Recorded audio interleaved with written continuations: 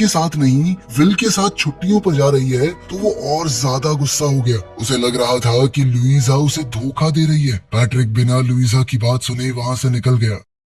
खैर उन दोनों का हॉलिडे एकदम परफेक्ट जा रहा था। वहाँ का मौसम एकदम खूबसूरत था और दोनों ने अपना दिन पूल और बीच के पास एंजॉय किया। फिर रात को जब बाहर तूफान चल रहा था तो लुइजा ने विल की बेड पर लेटने में मदद की, लेकिन फिर मानो वो पल वहीं थम गया और वो उसके पास आकर लेट गई। सब कुछ भूल कर वो एक दूसरे के करीब आए और दोनों ने एक दूसरे को चूम लिया। वो पल बेहद खूबसूरत और हर तरह से परफेक्ट था। अगले दिन भी सब कुछ उतना ही अच्छा था और लुइजा खुद को बहुत खुश महसूस कर रही थी। लेकिन उस रात जब उसने अपने दिल की बात विल से कही तो सब कुछ उल्टा पड़ गया। विल ने कहा कि मैं भी तुमसे प्यार करता हूँ, लेकिन उसने साफ कह दिया कि वो अपना इरादा नहीं बदलेगा। वो स्विट्जरलैंड अभी भी जाना चाहता था। लुइजा का दिल टूट गया और उसने कहा कि तुम कितने खुदगर्ज हो, लेकिन विल ने उसे समझाया कि वो ऐसी जिंदगी नहीं जी सकता, ये उसकी जिंदगी नहीं है। इसके अलावा विल ये भी नहीं चाहता था कि आगे चलकर लुइजा उन सब चीजों के लिए उससे नफरत करने लगे जो वो अपनी इस हालत की वजह से उसे कभी नहीं दे पाएगा।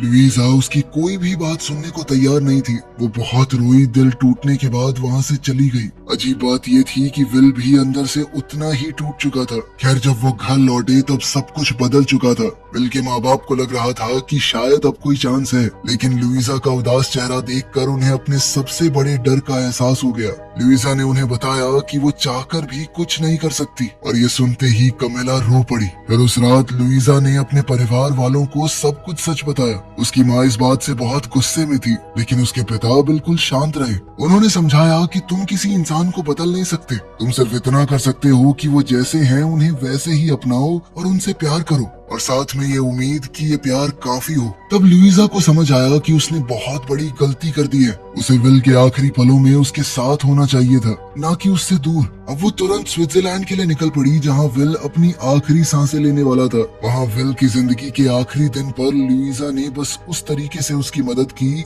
जो वो जानती थी। वो उसके साथ बेड पर लेट गई और दोनों एक दूसरे को पकड़कर चुपचाप लेटे रहे। ये उनके लिए बेहद खूबसूरत पल था। फिर कुछ दिन बाद हम देखते हैं कि लुइजा पेरिस में थी। वो उसी छोटे से कैफे में थी जिसके बारे में विल ने उसे बताया था कि वो उसकी फेवरेट जगह है। फिर हम सुनते हैं कि विल ने लुइजा के लिए एक आखिरी गुड बाय लेटर छोड़ा था। उस लेटर में विल ने दिल से लुइजा का शुक्रिया अदा किया और फिर उसे जिंदगी में आगे बढ़ने को कहा। साथ ही लेटर में ये भी लिखा था कि उसने लुइजा के लिए एक बड़ी जायदाद छोड़ी है। अब उसके पास इतना था कि वो आखिरकार बिना किसी की जिम्मेदारी उठाए अपनी जिंदगी खुद के लिए जी सकती है। आखिर में लुइजा पेरिस की सड़कों पर घूम रही थी, जहाँ उसके सामने एक नई खूबसूरत जिंदगी उसका इंतजार कर रही